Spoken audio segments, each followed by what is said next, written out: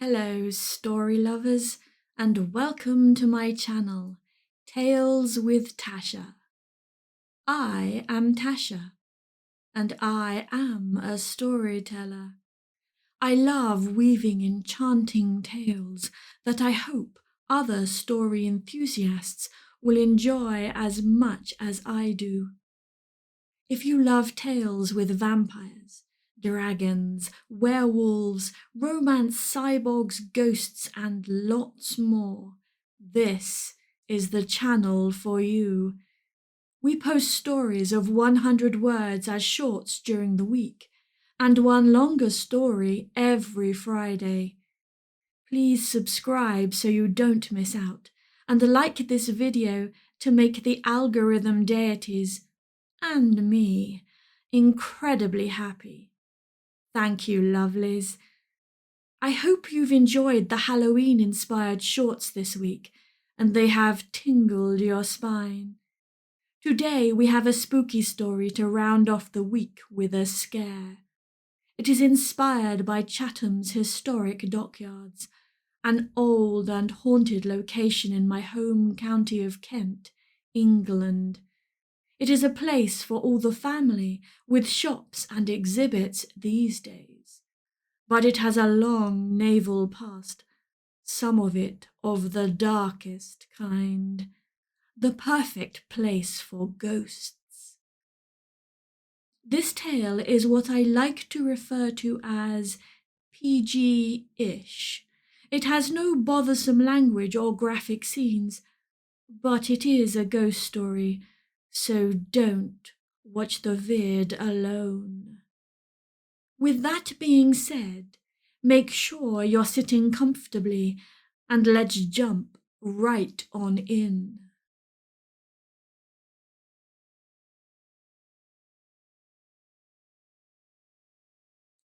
Dead of Night by Natasha Duncan-Drake.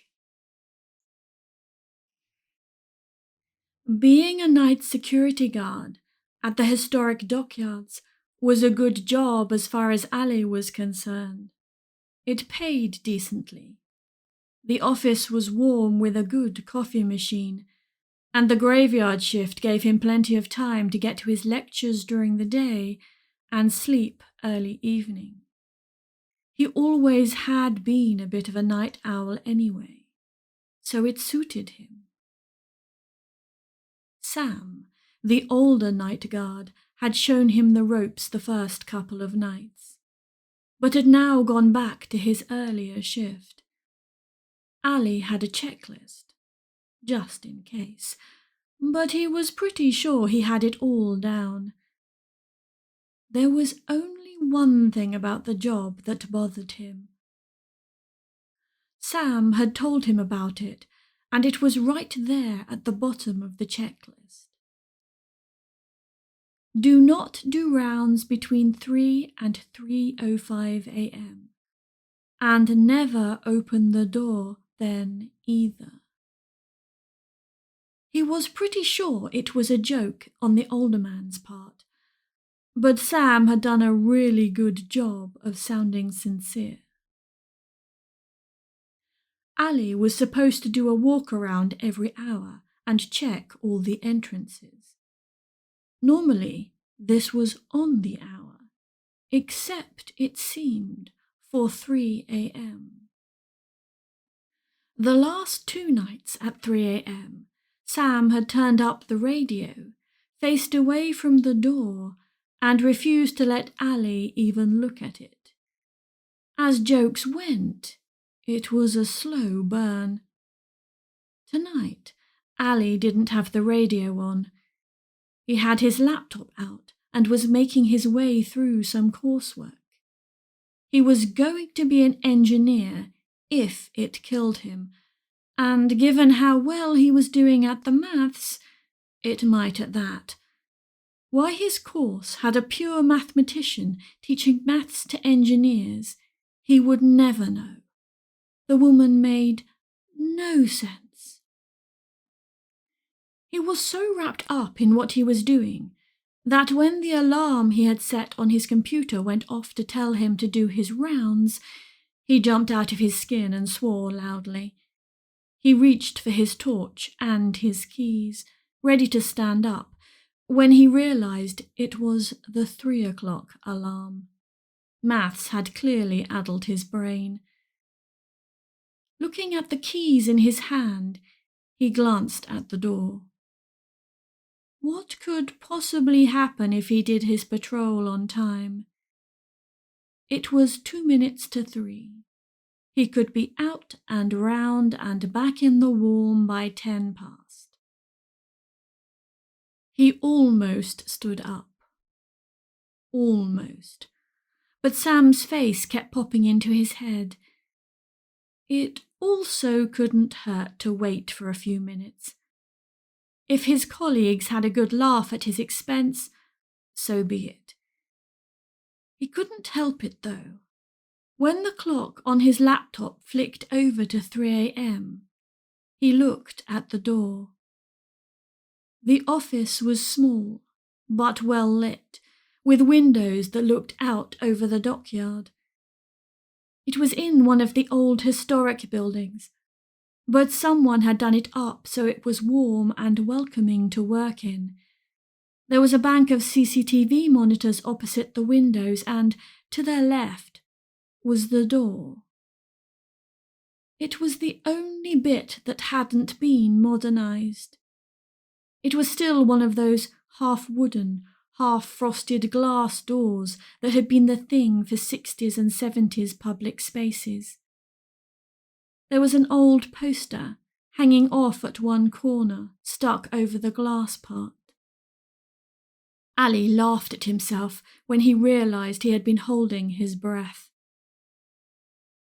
"Nice one, Sam," he said, and turned back to his computer. Not that he was about to go out until 5 past. He wasn't that person from the horror movie. Tap, tap, tap. It was so quiet he would have missed it if he'd had the radio on. He looked back at the door. Tap, tap, tap. It was definitely coming from the glass. "Very funny, guys," he said, but not loudly, because all the hairs on the back of his hands and neck had stood up. Tap, tap, tap. It was a joke. It had to be. But something in his gut didn't like it. He was sure it was his imagination, but it felt as if it was colder in the room all of a sudden. He stared at the door, turning his chair to half face it. After 20 seconds of silence, he began to relax. He even went to go back to his computer. Tap, tap, tap. Ali swore. Tap, tap, tap, tap. The extra tap made his heart pound for no reason he could fathom. Tap, tap, tap, tap. Faster now. He should have called out, acknowledging they had got him or something. But he sat there, unmoving. The tapping came again, and again, insistent and terrifying for no good reason. He couldn't break the cycle. It just kept going on and on, over and over. Not loud, but so very urgent. Tap, tap, tap, tap, tap. 5 in a row. He couldn't take it. "Enough!" he shouted. "Please, good joke, but stop." The tapping ceased. Ali wanted to sag in relief, but there was no callback from Sam or one of the others on the team. There was nothing. Thud. The door shook with the force of the blow, and Ali almost jumped out of his chair. He could not take his eyes off the door as, ever so slowly, bit by bit, the poster's old sellotape gradually gave up. The corner rolled down further, first a centimetre, then 2. Millimetre by millimetre it left the door. Ali watched every second until, finally, the last tiny patch of sticky gave up. The poster fell in a flurry of old paper sounds, thunking as it was brought up short by the tape on the bottom, before that too let go, and it swished onto the floor. Ali was frozen. There, against the frosted glass, was a huge black shape, framed by the light in the hallway. It was vaguely human-shaped, and easily as tall as the door, hulking behind the barrier. It lifted one shadowy arm, pulling it back.